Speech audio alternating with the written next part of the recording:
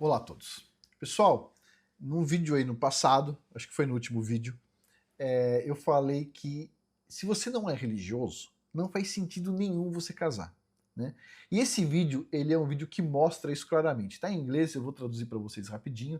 É uma cena de filme muito interessante, concordo aí com a visão do cara. Se você não é religioso, a visão do cara tá correta. Se você é religioso, ela tá errada. Mas se você não é, a visão tá correta. Olha só. Vamos dar uma olhada aqui o que o cara tá falando. Então o cara é um vendedor e ele tá com uma nova vendedora, beleza. E ele vai procurar testar essa vendedora. E olha o que ele diz. Sell me marriage. Me venda o casamento. Então, me venda a ideia do casamento. Ele tá olhando pra ela falando isso. Me venda a ideia do casamento, né? Pois bem. Okay, how about love? Que tal sobre o amor? Primeira coisa. E ele tá dando risada, vamos ouvir. Stability, somebody Estabilidade, amor, estabilidade. Alguém que você pode contar. Vamos ver o que ele vai fazer. you can count on. How many stable marriages do you know? Quantos casamentos estáveis você conhece que não tem divórcio? Quantos casamentos? Primeiro tem os divórcios, já caiu, então não estava estável. São 70%. 70%... Não, 70%? Não, 50 e poucos por cento, depende do país. No Brasil é 30 e poucos por cento, se eu não me engano, de divórcio. Nos Estados Unidos é 50 e poucos por cento. A metade dos divórcios, dos casamentos, caiu. Da outra metade, quantos são felizes e estão estáveis? Não tem briga nem nada entre o casal. É uma minoria, né? Então, ele falou, então não é uma regra. Você está tentando vender, estabilidade, mas quantos casamentos são estáveis, né? Beleza. Continuando aqui. Somebody to talk to, somebody to spend your life with. Alguém que você vai poder conversar, alguém que você vai poder dividir a sua vida. E olha o que ele vai falar. I'm surrounded by people to talk to. Eu sou cercado por pessoas que eu posso conversar. O cara é um cara de negócio, ele conversa com pessoa o dia inteiro. Boa observação. Doubt that's going to change. I just don't see the value in it. E aí ele fala assim, eu duvido que isso vai mudar, né? E tem muitas pessoas para conversar, isso não vai mudar. A sociedade tá cheia de pessoas, é verdade. E ele falou assim, eu simplesmente não vejo valor em casamento. Ele tá falando isso. Ok. Continuando aqui. Se o cara não é religioso, faz todo sentido. Continuando, olha só. How about just not dying alone? Que tal essa? Não morrer sozinho. É um bom argumento para casar. Olha o que ele vai dizer aqui, ó. Starting when I was 12, we moved each one of my grandparents into a nursing facility. My parents went the same way. Peraí, deixa eu... ele tá falando o seguinte. Quando ele tinha 12 anos, os pais dele colocaram os avós dele num asilo. Não cuidaram dos avós. Os pais dele colocaram os avós dele num asilo. E ele falou, e no final das contas, ele fez a mesma coisa. Ele colocou os pais dele, quando ficaram velhos, no asilo. Tipo assim, não. Agora, continuando aqui, olha só. Make no mistake, we all die alone. Ai, não se engane, todos morreremos sozinhos. É verdade, no momento final é isso aí, todos morreremos sozinhos. Now, those cult members at San Diego with the Kool-Aid and the sneakers, they didn't die alone. Olha só isso aqui. Os caras do culto lá daquele Kisuko, né? De San Diego, eles não morreram sozinhos. Não sei se vocês conhecem essa história do Jim Jones, né? Ele foi lá, fez um Kisuko para todo mundo, envenenou e falou pro pessoal, hoje nós todos vamos pro paraíso. Todo mundo tem que tomar o Kisuko. Todo mundo tomou e morreu, acho que da ordem de centenas de pessoas simultaneamente, né? E algumas pessoas foram forçadas a beber pelos outros membros. Que a pessoa, não quero, né, fazer isso. Não, foram forçados e as crianças desses membros também foram forçadas a tomar o Kisuko e todo mundo morreu, né? Então é isso, ele falou, essas pessoas não morrem sozinhas, elas morreram todas juntas. É verdade. Pensa só, tem uma certa ironia isso, né? Se você quer morrer junto, tipo assim, participa de um culto aí qualquer, desses malucos aí de seita, e você vai, eventualmente, morrer em coletividade, né? E a cara da mulher ali. Pois bem, vamos ouvir de novo, pessoal? Isso aqui, a forma como ele fala é muito engraçada. Eu não vou traduzir dessa vez, vamos só ouvir. Marriage. Okay, how about love? Stability, somebody you can count on. How many stable marriages do you know? Somebody to talk to, somebody to spend your life with. I'm surrounded by people to talk to. I doubt that's going to change. I just don't see the value in it. How about just not dying alone? Starting when I was 12, we moved each one of my grandparents into a nursing facility. My parents went the same way. Make no mistake, we all die alone. Now, those cult members in San Diego with the Kool-Aid and the sneakers, they didn't die alone. I'm just saying there are options. Sell me. No final diz assim, ainda tem opções, né? Por exemplo, você participar de um culto lá em San Diego, onde as pessoas não morreram sozinhas. Pois bem, mas vamos lá. Por que não faz sentido uma pessoa não religiosa casar? Vamos tentar entender isso. Do meu ponto de vista, eu sou religioso, faz sentido casar. Porque o casamento é uma preparação, certo? Para algo maior. Se você não consegue fazer unidade com uma pessoa, como você vai fazer unidade, certo? Dos santos. Quer dizer, você imagina que uma unidade entre pessoas consideradas kadosh, separadas, os santos, né? Essa unidade de força, ela vai ser feita por pessoas que não conseguem interagir uma com a outra sem conseguir manter a união durante alguns desafios? Como é que você vai fazer isso? Como é que você vai provar que você pode ter unidade com o Criador dos céus e da terra? Se você não consegue nem ter unidade com a sua mulher, como é que você vai provar? Então é um teste, certo? O casamento é um grande teste. E não é só isso, eu posso falar mais coisas.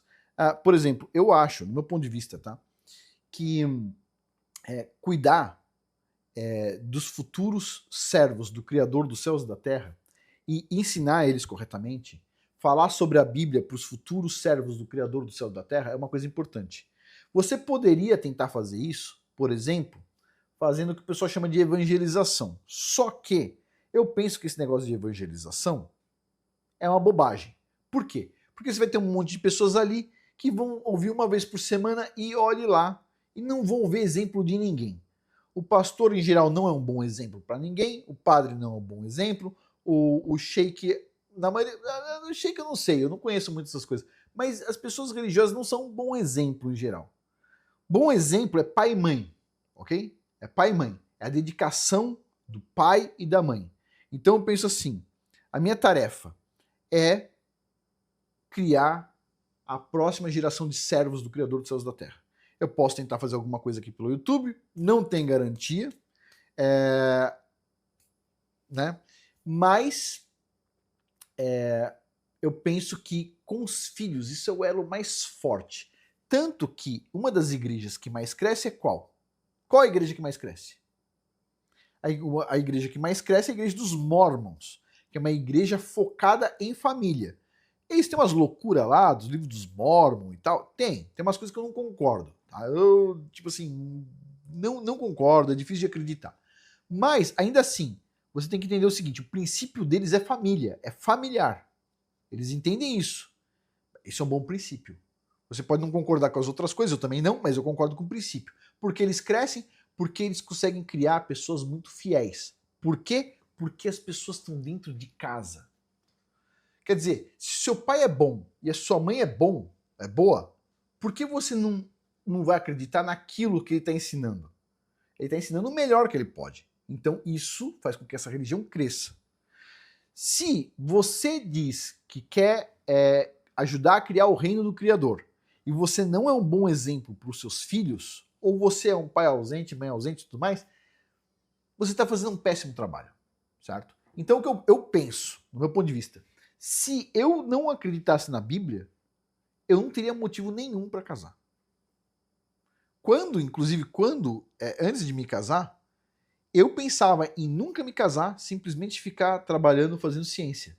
Eu pensava assim, ter um apartamento, meu ideal de vida, antes de conhecer minha esposa, era ter um lugar onde eu teria uma geladeira com Red Bull e Gatorade e tudo mais, certo? Um micro-ondas, que tipo assim, hoje em dia eu abomino, mas um micro-ondas para pôr comida congelada ali, e comer na frente do computador, ó, programando coisas de sismologia. Tem muito software para fazer, identificação de eventos sísmicos, eu sei que tem vários softwares de identificação de eventos sísmicos, mas muitos não funcionam corretamente. Então assim, ou não funcionam perfeitamente, e até hoje, de vez em quando eu arrumo tempo para fazer vídeo para vocês, né? Mas eu arrumo tempo, eu tenho vários post-its aqui, quer ver? Eu não vou mostrar, mas eu tenho vários post-its aqui sobre é o software que eu estou fazendo de detecção de evento sísmico. Por quê? Porque eu acho interessante, eu gosto. E, Afonso, se não der certo. Se não der certo, não tem problema nenhum. Não tenho compromisso com ninguém, meu compromisso é comigo mesmo. Eu me desafio. Eu me desafio. Eu gosto disso. Eu gosto de sentar na frente do meu computador e trabalhar. Eu gosto, certo? Eu gosto de fazer vídeo para vocês também, certo? Eu gosto. Sinceramente, eu gosto. Às vezes eu não tenho tempo. Ok. Aí as pessoas começam a reclamar assim, o Afonso só faz vídeo quando ele quer vender curso e tal. Não. Eu faço vídeo, lógico, eu faço vídeos muito legais nos momentos que eu quero apresentar a área de membros, que é baratíssima sempre, né? E eu sempre faço em dezembro e algumas outras vezes do ano. Geral dezembro, lá por abril, eventualmente, mas eu tento sempre fazer no meio do ano. Às vezes eu não consigo fazer toda a divulgação, aí eu faço em agosto, sei lá. Então eu tento fazer alguma coisa desse tipo, mas em dezembro é garantido que sempre tem a área de membros, né? Mas sempre que eu abro, eu aumento um pouquinho, no mínimo $1, né? Então toda vez que eu abro tá mais caro. E quem entra antes não tem aumento, só aumento para quem entra depois. Então quem entrou, sei lá, quantos anos atrás, continua pagando a mesma coisa até hoje, né?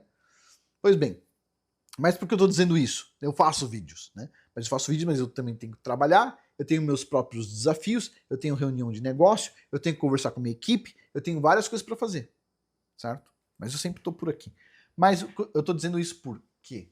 Eu ainda faço as coisas que eu pensava o seguinte, eu sonho em fazer só isso. Não, eu faço isso, certo? Eu estou casado e faço isso. Mas eu imaginava isso, não tinha necessidade nenhuma. Só que, no final das contas, né, ainda assim, eu era um cara que tinha alguma religiosidade, que só foi crescendo ao longo do tempo, né? Mas ela cresceu muito depois que eu conheci minha esposa. Então, assim, minha esposa foi um presente especial do Criador dos Céus e da Terra, né?